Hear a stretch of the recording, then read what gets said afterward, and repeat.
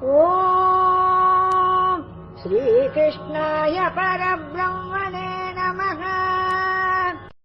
सान्द्रानन्दावबोधात्मकमनुपमितम् कालदेशावधिव्याम् निर्मुक्तम् नित्यमुक्तम् निगमशतसहस्रेण निर्भास्यमानम् अस्पष्टम् दृष्टमात्रे पुनरुरुपुरुषार्थात्मकम् ब्रह्मतत्त्वम् तत्तावद्भाति साक्षात् गुरुपवनपुरे हन्तभाग्यम् जनानाम्।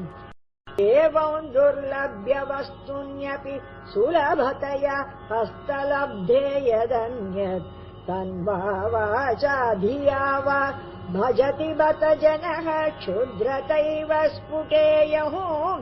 एते तावद्वयम् तु स्थिरतरमनसा विश्वपीडापहत्यै निःशेषात्मानमेनौ गुरुपवनपुराधीशमेवाश्रयामः। सत्त्वम् यत्पराभ्याम् अपरिकलनतो निर्मलम् तेन तावत् भूतैर्भूतेन्द्रियैस्ते वपुरिति बहुशः श्रूयते व्यासवाक्यम्।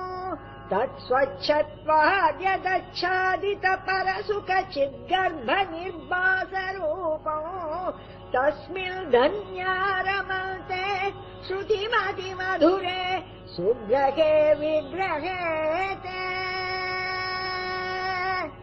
निष्कम्पे नित्यपूर्णे निरवधि परमानन्दपीयूषरूपे निर्लीनानेकमुक्तावलिसुभगतमे निर्मल ब्रह्म सिन्धौ कल्लोलोलासतुल्यम् खलु विमलतरम् सत्त्वमाहुस्तदात्मः कस्मान्नो निष्कलस्त्वम् सकल इति वचस्त्वत्कला स्वेव भूमा।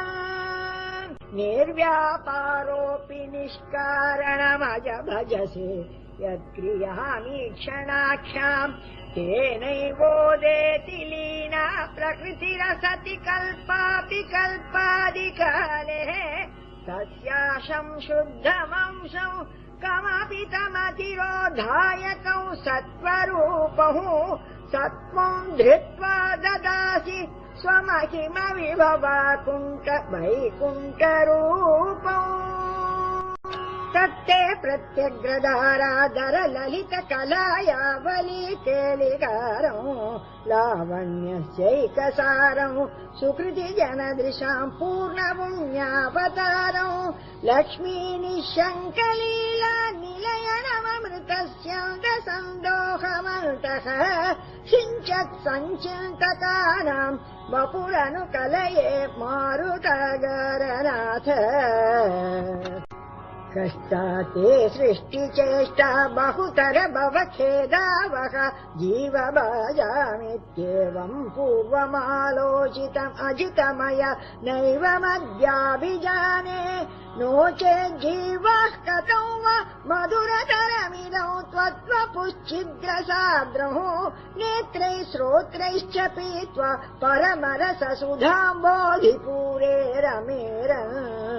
नम्राणाम् सन्निधत्ते सततमपि पुरस्तैरनभ्यर्थितानप्यर्थान् कामानजस्रौ वितरति परमानन्दसान्द्राम् गतिम् च इत्थौ निःशेषलभ्यो निरवधिकफलः पारिजातो हरे त्वम् क्षुद्रम् तम् शक्रवाटी द्रुममभिलषति व्यर्थमर्तिरजोऽयम्। कारुण्यात् काममन्यौ ददति खलु परे स्वात्मदस्त्वम् विशेषादैश्वर्यादीशतेऽन्ये जगति परजने स्वात्मनोऽपि ईश्वरस्त्वम्।